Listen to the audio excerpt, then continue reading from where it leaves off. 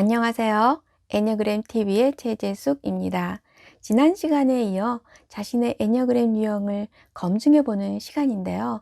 지난 시간에 살펴보았던 2번, 3번, 4번 유형에 이어 이번 시간에는 5번, 6번, 7번 유형들은 정보를 각각 어떻게 받아들이고 이해하고 반응하는지에 대해 살펴보려고 합니다. 정보를 이해하고 받아들이는 것을 인풋, 받아들인 정보에 대한 반응 또는 결과물을 아웃풋이라고 하여 설명하려고 하는데요.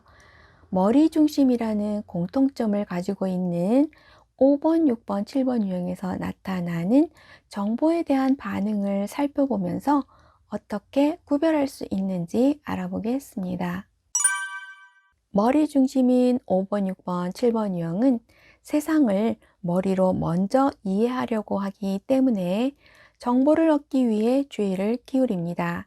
그리고 스스로 확보한 정보를 바탕으로 예측하고 판단하는데요. 만일 예측한 대로 일이 진행되지 않거나 알고 있는 것과 다르게 상황이 전개되면 지나치다 싶을 만큼 당황을 하거나 흥분을 하곤 합니다. 5번, 6번, 7번 유형들은 일단 정보 하나가 이들에게 던져지면 정보에 대한 정보를 얻기 위해 촉각을 세우고 정보를 파악하기 위해 많은 시간을 투자하는 유사한 특성을 지니고 있는데요.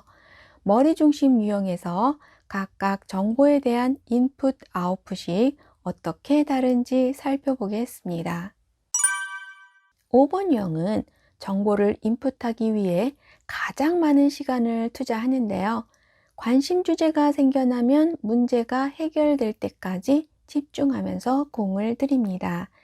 자신만의 탐구 과제에 몰두하고 있을 때 누군가가 방문을 노크하는 것마저 싫어하는 5번 유형은 다른 사람들의 방해를 받지 않도록 시간이나 공간을 먼저 확보하는 것은 물론 인풋을 하기 위해 그 외의 다른 모든 것들과도 거리를 두곤 합니다.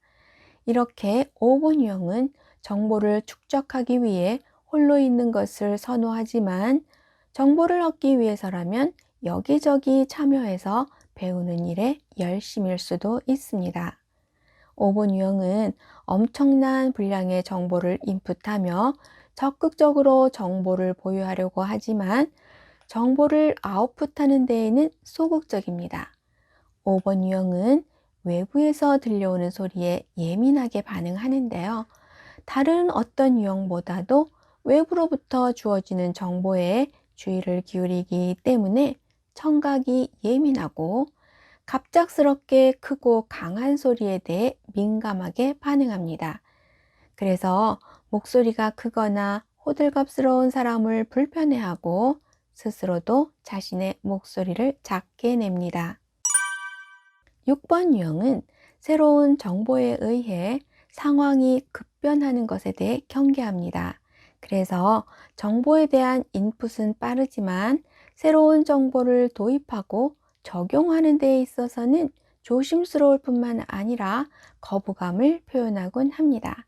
그래서 새로운 정보를 승인하고 실행하기까지 우왕좌왕하는 경우가 많아 아웃풋을 하는데 곤란을 겪을 수 있습니다. 6번 유형은 낯선 장소나 낯선 상황에서는 조용히 침묵하면서 듣기만 하고 자신의 의견을 자발적으로 표현하지 않는데요.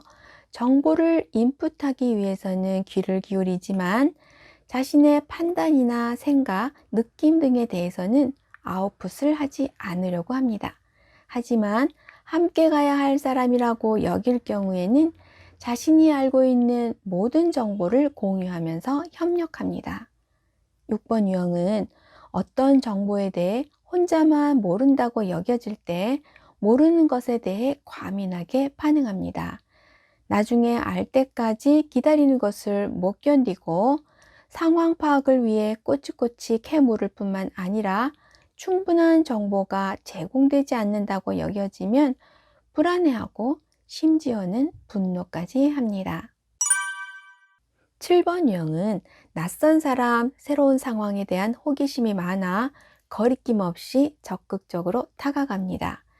상대방에 대한 정보를 인풋하기 위해 먼저 자신에 대한 정보를 아웃풋하고 상황 판단을 위해 앞서가는 질문을 던져가면서 간을 보곤 합니다. 7번 유형은 정보에 대한 인풋이 엄청 빠를 뿐만 아니라 인풋에 대한 대응도 빨라서 곧바로 아웃풋을 하는데요. 어떤 정보든 마음이 불편해지는 것을 못 견디기 때문에 유쾌한 조크로 전환해서 무거운 분위기도 가볍고 부드럽게 만듭니다. 정보가 인풋되면 핵심을 짚어서 실제보다 더 재미있게 아웃풋을 하거나 해학적으로 대응해서 주변에 있는 사람들을 즐겁게 만들 수 있지만, 불편한 정보를 회피하다 보면 인풋해야 할 정보를 간과하게 되는 경우가 생길 수도 있습니다.